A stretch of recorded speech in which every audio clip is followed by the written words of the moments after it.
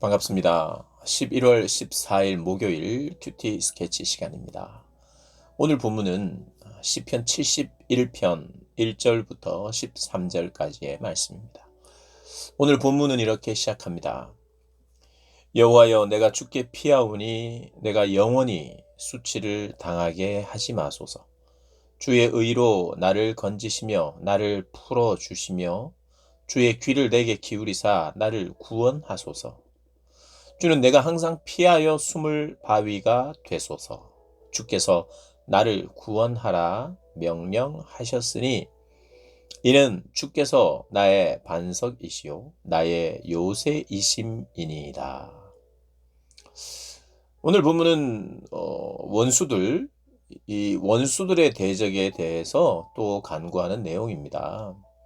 근데 오늘 이 71편은 노년의 연약함, 그 연약함 상황 속에서도 믿음과 주를 향한 신뢰를 잃지 않고 계속해서 주님 의지하고 또 그 주님을 찬양하기를 원합니다. 그렇게 할 수 있도록 도와주세요 하는 그런 내용이 주를 이루고 있습니다.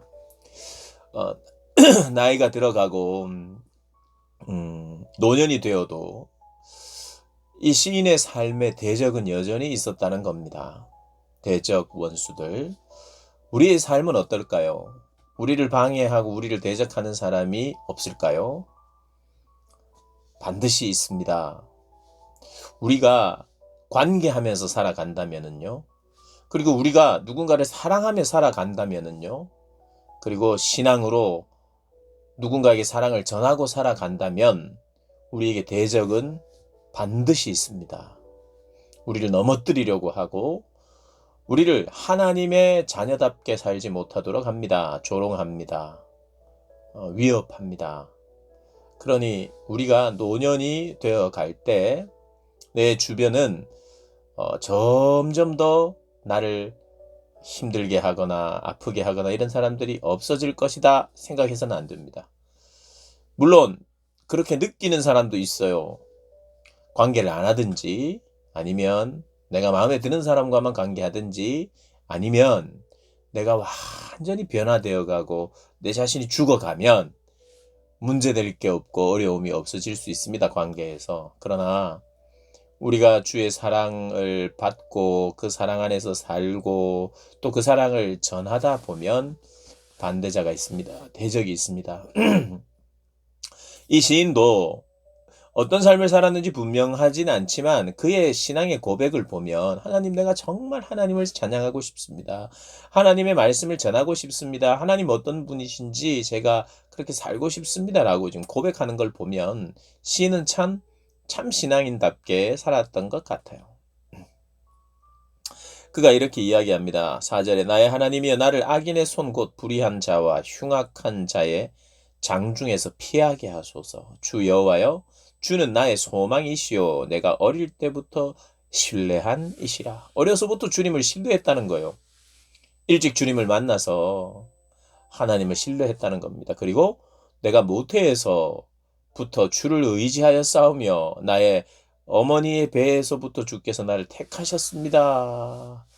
그만큼 내가 본능적으로 어려서부터 어머니의 태에 있을 때 모태에 있을 때 우리 어머니가 하나님 믿었다는 거예요. 그 믿음이 나에게 전수됐다는 겁니다.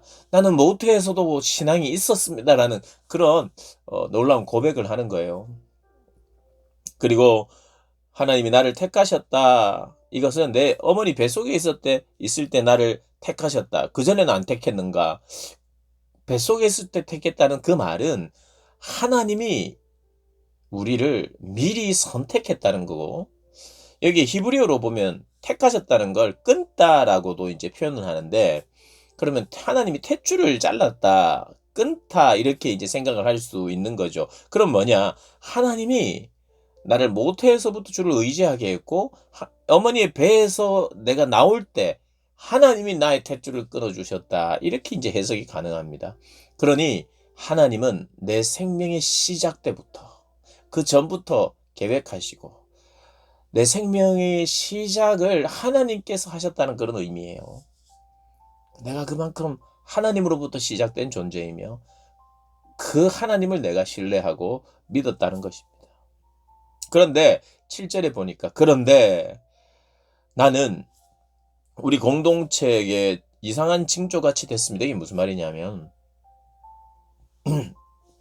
자기 공동체가 좀 어려움에 처하거나 낭패를 보았던 것 같아요. 근데 사람들의 눈치가 뭐냐면 너 때문이라는 눈치, 네가 뭔가 불의하거나 네가 문제가 있어서 그 고통을 우리 공동체가 당하는 것 같아라고 이상한 징조같이 되었다. 오해가 생겼다. 그래서 참 우리는 살다 보면 하나님 앞에 내가 올바르게 한다고 해서 올바르게 했는데 다른 이들이 아픔을 당하거나 그럴 수도 있거든요. 죄악을 모른 척 해달라 한번 이거 계속 덮고 가자 이런 주변의 사람들이 있을 때 그건 아니다. 그렇게 해서는 안 된다. 될 일도 안 된다. 나중에 문제다. 지금부터 고치지 않으면 나중에 문제다 해서 그것을 바른 길을 제시할 때 주변의 사람들은 또 싫어할 수도 있거든요.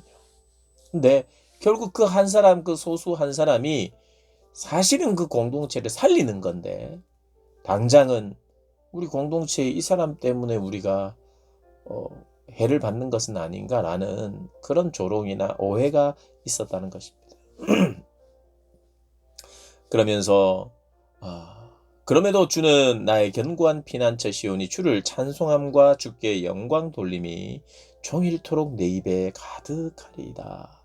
여호와를 내가 그렇게 그럼에도 불구하고 종일토록 주님을 찬송하고 영광을 돌리겠다 이렇게 이야기를 합니다. 그러면서 9절에 어떻게 보면 71편의 시인의 상황 이런 상황에서 그리고 앞으로 닥치게 될 이런 상황에서 무엇을 강조하고 있는지를 보여줍니다. 9절에 늙을 때 나를 버리지 마시며 내 힘이 쇠약할 때 나를 떠나지 마소서. 인생의 어려운 시기가 있는데요. 내가 나이가 들어간다고 해서 적들의 비난과 조롱이 없어지진 않고 그런데 내가 힘이 쇠약해질 때 주님이 나와 더 가까이 있어야지 내가 이 나이 때문에 늙어짐 때문에 조롱과 비난을 당하지 않을 것입니다. 늙을 때에도 나를 버리지 마십시오. 내 원수들이 내게 대하여 말하며 내 영혼을 엿보는 자들이 서로 꾀하여 이르기를 하나님이 그를 버리셨은즉 따라잡으라. 건질 자가 없다 하오니 하나님이 나를 멀리하지 마소서. 나의 하나님이여 속히 나를 도우소서. 내 영혼을 대적하는 자들이 수치와 멸망을 당하게 하시며 나를 모해하려는 자들에게는 욕과 수욕이 덮이게 하소서.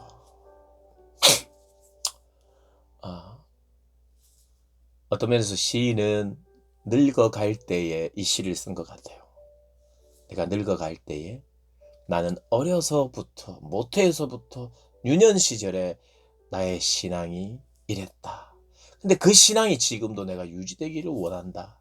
그렇게 고백하면서 하나님께 나를 늙었을 때에도 나를 붙들어 달라고 내 힘이 쇠약할 때도 나를 결코 떠나지 말라고 하나님께 간구하고 있습니다. 아마도 우리가요 나이가 들어 점점 모든 것이 약해질 때 우리의 마음도 신앙도 약해질 수 있는데 이 시인이 저의 신앙 약해지지 않기를 원합니다 하고 간구하는 것이에요. 저도 아직 젊지만은 작년보다는 늙었죠. 재작년보다는 늙었고 예전 사진을 보면 확실히 차이가 나죠. 다들 늙어갑니다. 그런데 시인이 예전을 추억하고 있죠.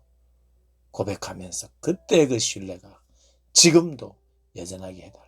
사랑하는 여러분, 우리는 다 시간을 지나며 노화가 됩니다. 우리 고등부 친구들이야 더 건강하게 이제 될 겁니다만은 성장이 더 아직 남았죠. 근데 멈추는 순간이 오고 그때부터는 퇴보죠. 그러나 겸손히 하나님을 의지하면서 내가 늙어갈 때에도 하나님을 신뢰하는 그 신뢰가 더 깊어지게 해주십시오. 그렇게 고백하며 살아가는 우리 모든 분들 되시길 주님의 이름으로 축복합니다.